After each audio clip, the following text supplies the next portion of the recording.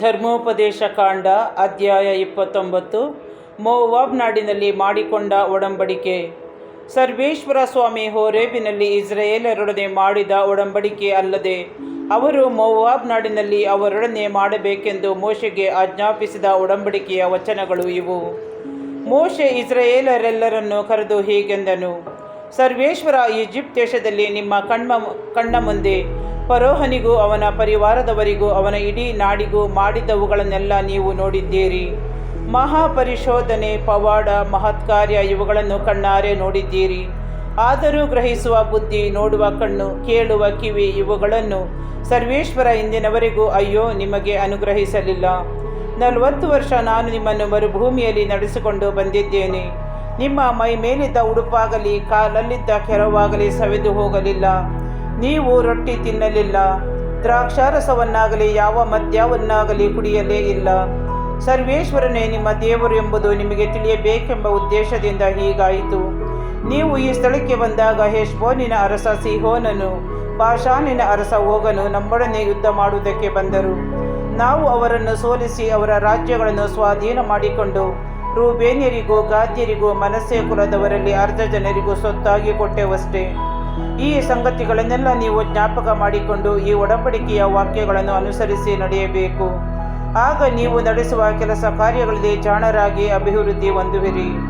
ಇಸ್ರಾಯೇಲ್ ಜನರೇ, ನಿಮ್ಮ ಮುಖ್ಯಸ್ಥರು, ಗೋತ್ರದವರು, ಹಿರಿಯರು, ಅಧಿಕಾರಿಗಳು, ಹೆಂಗಸರು, ಮಕ್ಕಳು, ನಿಮ್ಮ ಪಾಳೆಯದಲ್ಲಿರುವ ಅನ್ಯರಾದ ಕಟ್ಟಿಗೆಯವರು, ನೀರಿನವರು ಮುಂತಾದ ಆಳುಗಳು, ನೀವೆಲ್ಲರೂ ಈ ದಿನ ನಿಮ್ಮ ದೇವರಾದ ಸರ್ವೇಶ್ವರನ ಸನ್ನಿಧಿಯಲ್ಲಿ ನಿಂತಿರುವುದಕ್ಕೆ ಕಾರಣವೇನೆಂದರೆ, ನಿಮ್ಮ ದೇವರಾದ ಸರ್ವೇಶ್ವರ ನಿಮಗೆ ಹೇಳಿದಂತೆ, ನಾವು ನಿಮ್ಮ ಪಿತೃಗಳಾದ ಅಬ್ರಹಾಂ, ಈಸಾಕ್, ಯಾಕೋಬರಿಗೆ ವಾಗ್ದಾನ ಮಾಡಿದಂತೆ ನಿಮ್ಮನ್ನು ತಮಗೆ ಸ್ವಕೀಯ ಜನರನ್ನಾಗಿಯೂ ತಮ್ಮನ್ನು ನಿಮಗೆ ದೇವರನ್ನಾಗಿಯೂ ಸ್ಥಾಪಿಸಿಕೊಳ್ಳುವುದಕ್ಕಾಗಿ ಈಗ ನಿಮ್ಮೊಡನೆ ಪ್ರಮಾಣಪೂರ್ವಕವಾದ ಒಂದು ಒಡಂಬಡಿಕೆಯನ್ನು ಮಾಡಿಕೊಳ್ಳಬೇಕೆಂದಿದ್ದಾರೆ.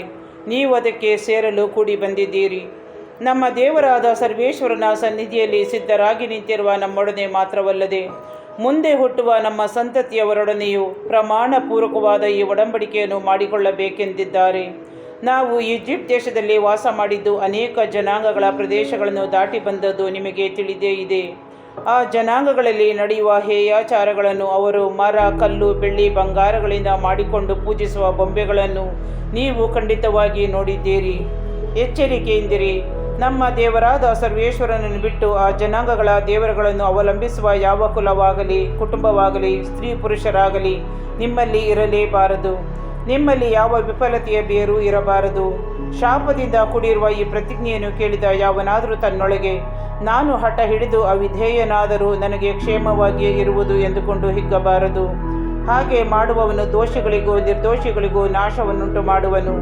ಸರ್ವೇಶ್ವರ ಅಂಥವನನ್ನು ಎಂದಿಗೂ ಕ್ಷಮಿಸರು.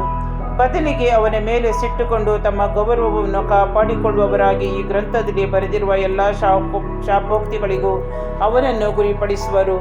ಅವನ ಹೆಸರನ್ನು ಭೂಮಿಯ ಮೇಲೆ ಇಲ್ಲದಂತೆ ಮಾಡುವರು. ಈ ಧರ್ಮಶಾಸ್ತ್ರದಲ್ಲಿ ಬರೆದಿರುವ ನಿಬಂಧನೆಯನ್ನು ಮೀರುವವರಿಗೆ ಉಂಟಾಗುವ ಶಾಪಗಳು ಅವನಲ್ಲಿ ನೆರವೇರಲೆಂದು ಸರ್ವೇಶ್ವರ ಅವನನ್ನು ಇಸ್ರಾಯೇಲರ ಎಲ್ಲ ಕುಲಗಳಿಂದ ಪ್ರತ್ಯೇಕಿಸಿ ದಂಡಿಸುವರು. ಮುಂದೆ ಹುಟ್ಟುವ ನಿಮ್ಮ ಸಂತತಿಯವರು, ದೇಶಾಂತರಗಳಿಂದ ಬರುವ ಅನ್ಯರು ನಿಮ್ಮ ನಾಡಿಗೆ ಸರ್ವೇಶ್ವರ ಉಂಟು ಮಾಡಿದ ರೋಗೋಪದ್ರವಗಳನ್ನು ಕಂಡು ಆಶ್ಚರ್ಯಪಡುವರು. ಎಲ್ಲ ಜನಾಂಗಗಳವರು ನಿಮ್ಮ ಆ ನಾಡು ಯಾವ ವ್ಯವಸಾಯವೂ ಇಲ್ಲದೆ ಹುಲ್ಲಾದರೂ ಬೆಳೆಯದೆ ಹಾಳು ಬಿದ್ದಿರುವುದನ್ನು ನೋಡುವರು. ಸರ್ವೇಶ್ವರ ಮಹಾಕೋಪದಿಂದ ಕೆಡವಿದ ಸೋದೋಮ್, ಗೊಮೋರ, ಆದ್ಮ, ಚೆಬೋಯಿಮ್ ಎಂಬ ಪಟ್ಟಣಗಳ ಪ್ರದೇಶದಂತೆ ಸುಟ್ಟು ಹೋಗಿರುವುದನ್ನು, ಎಲ್ಲ ಕಡೆಗಳಲ್ಲೂ ಗಂಧಕ ಉಪ್ಪುಗಳಿಂದ ತುಂಬಿರುವುದನ್ನು ನೋಡುವರು. ಸರ್ವೇಶ್ವರ ಈ ನಾಡಿಗೆ ಹೀಗೆ ಮಾಡಿದ್ದೇಕೆ? ಇಂಥ ಕೋಪಾಗ್ನಿಗೆ ಕಾರಣ ಏನಿರಬಹುದು ಎಂದು ವಿಚಾರಿಸುವರು.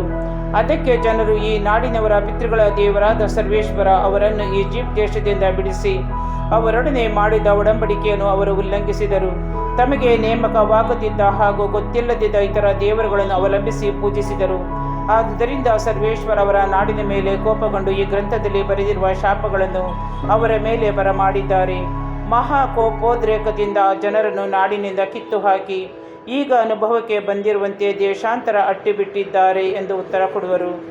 ರಹಸ್ಯವಾದವುಗಳು ನಮ್ಮ ದೇವರಾದ ಸರ್ವೇಶ್ವರನಿಗೆ ಸೇರಿದವು. ಆದರೆ ಅವರಿಂದ ಪ್ರಕಟವಾದವುಗಳು ಸದಾ ನಮ್ಮ ಮತ್ತು ನಮ್ಮ ಸಂತತಿಯವರ ಪಾಲಾಗಿರುವವು. ಆದುದರಿಂದ ನಾವು ಈ ಧರ್ಮಶಾಸ್ತ್ರ ನಿಯಮಗಳನ್ನು ಅನುಸರಿಸಿ ನಡೆಯಬೇಕಾದ ಹಂಗಿನಲ್ಲಿದ್ದೇವೆ.